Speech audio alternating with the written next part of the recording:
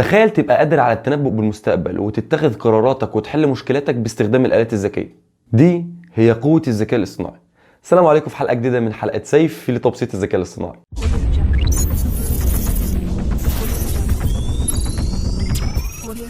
قلنا قبل كده في الحلقات اللي فاتت ان الذكاء الاصطناعي جه عشان يتعلم ويحاكي قدرة الانسان في التعلم وان هو يقدر يحل المشكلات بنفسه. واحدة بقى من قوة الذكاء الاصطناعي هي القدرة على التنبؤ.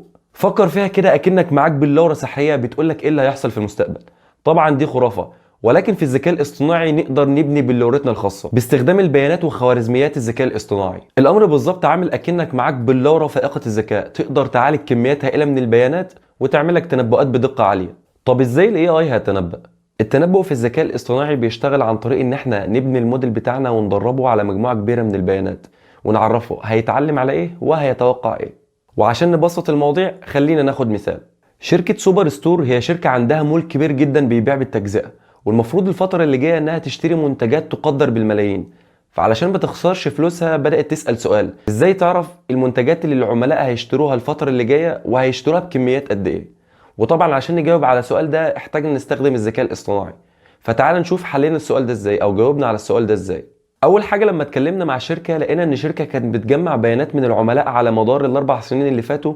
البيانات دي فيها معلومات عن الوقت اللي تمت فيه الطلبات ووقت شحنها واللوكيشن بتاع كل عميل والمبيعات اللي تمت في الفتره دي والارباح اللي جت منها. فاحنا لما اخدنا الداتا عشان نفهمها لقينا ان احنا نقدر فعلا نبني موديل بالذكاء الاصطناعي يقدر يتنبأ بكميه بيع منتج معين في المستقبل بناء على اداء الاربع سنين اللي فاتوا. وده طبعا هيساعد الشركه انها تعرف كميه المنتجات اللي هتتباع الفتره اللي جايه وهتتباع بنسب قد ايه والارباح اللي هتعود منها، فتقدر تحدد انسب منتج ينفع نشتريه الفتره اللي جايه. وقوة الذكاء الاصطناعي هنا هو انه ازاي يقدر يطلع العلاقات والانماط بين البيانات دي عشان يقدر يتوقع بنسبة عالية جدا من الدقة ويساعد الشركة في انها تتخذ القرارات الصحيحة وتكسب فعلا وتحقق ارباح اكتر من اللي كانت متوقعاها. طب هل الذكاء الاصطناعي متوقف على البيزنس بس؟ اكيد لا.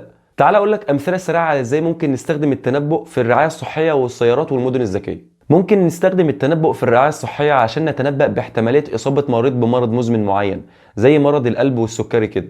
طب هو ده لازمته ايه؟ ده هيساعد مقدمي الرعاية الصحية ان هم يعرفوا المرضى المعرضين للخطر والمعرضين ان هم فعلا يصابوا بمرض مزمن فيبداوا ياخدوا التدابير الوقائية معاهم. حاجة تانية هو ان احنا ممكن نستخدم الذكاء الاصطناعي علشان نبني نظام يتنبأ بكيفية استجابة مريض لعلاج معين بناء على تاريخه الوراثي والطبي، فنقدر نحدد له العلاج اللي هيكون ليه تأثير ايجابي وفعال معاه، وده طبعا هيحسن ويسرع من شفائه باذن الله. وممكن كمان نبني نظام يتنبأ باحتمالية تدهور حالة مريض في العناية المركزية، وده طبعا هيساعد المستشفى في انها تقدر تاخد اجراءات سريعه علشان تمنع المضاعفات دي. دي كانت امثله سريعه في الرعايه الصحيه وفي امثله تانية كتير. تعال بقى ناخد امثله على المدن والسيارات الذكيه. هنا مثلا ممكن نستفيد من التنبؤ في الذكاء الاصطناعي عن طريق مثلا اننا نتنبأ بانماط حركه المرور زي الازدحام والحوادث، ودي طبعا هتكون ليها جانبين ايجابيين.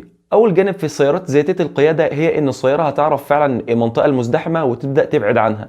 كمان السيارة ممكن تتنبأ بوقوع حادث معين فتبدأ تتخذ الإجراءات أو تهدي السرعة أو تحاول تعمل أي حاجة علشان تفادي الحادث ده. أما بالنسبة للمدينة فدي هتساعدهم عشان يتخذوا تدابير تساعدهم في تجنب الازدحام المروري وتجنب الحوادث كمان، زي التنبؤ مثلا كمان بوقت تغيير الإشارة، فالعربية تقدر تحدد إمتى تعلي السرعة بتاعتها أو تهدي السرعة بتاعتها بحيث تلحق الإشارة وهي مفتوحة. والمدينة مثلا تعمل تطبيق موبايل تديه لأصحاب السيارات بحيث يعرفوا إمتى يسرعوا السرعة بتاعتهم وإمتى يهدوها عشان ما يقفوش في الإشارة ونتجنب التلوث المناخي. أو بالنسبة مثلا لسلامة المواطنين فنقدر نبني نظام يتنبأ بإمتى هتحتاج صيانة، فنقدر نعمل لها الصيانة دي قبل ما يحصل كوارث أو انهيارات فيها ونحافظ على سلامة الناس وممتلكاتهم. طبعا الأمثلة اللي فاتت دي كانت بس أمثلة سريعة عشان أعرفك ان فعلا الذكاء الاصطناعي وخصوصا التنبؤ موضوع الحلقه ده نقدر نستخدمه في حاجات كتيره في حياتنا، ومش متوقف بس على الشركات الكبيره او البيزنس، لا ده ممكن كل شخص يكون بيستخدم الذكاء الاصطناعي او يستخدم الذكاء الاصطناعي في حياته. وعشان كده الحلقات اللي فاتت هبدا اتكلم اكتر عن الانواع التانية من الذكاء الاصطناعي وهبدا اعمل مشاريع فعاليه عشان احل المشكلات اللي بتواجهنا في حياتنا. فلو انت عندك مشروع قدرت من الفيديوهات اللي فاتت تحدد اذا كان فعلا المشروع ده ينفع يستخدم فيه ذكاء اصطناعي ولا لا وحابب تعرف اكتر عنه، فممكن تكتب لي في الكومنتات المشروع اللي انت حابب تدخل فيه ذكاء اصطناعي او تكلمني على لينكد ان بتاعي وانا ان شاء الله اتكلم عنه بشكل مفصل وممكن فعلا نبني له نظام بالاي اي. واخيرا ما تنساش تتابع القناه على اليوتيوب والفيسبوك عشان يوصلك كل الفيديوهات اللي هتنزل. وبس كده، السلام عليكم.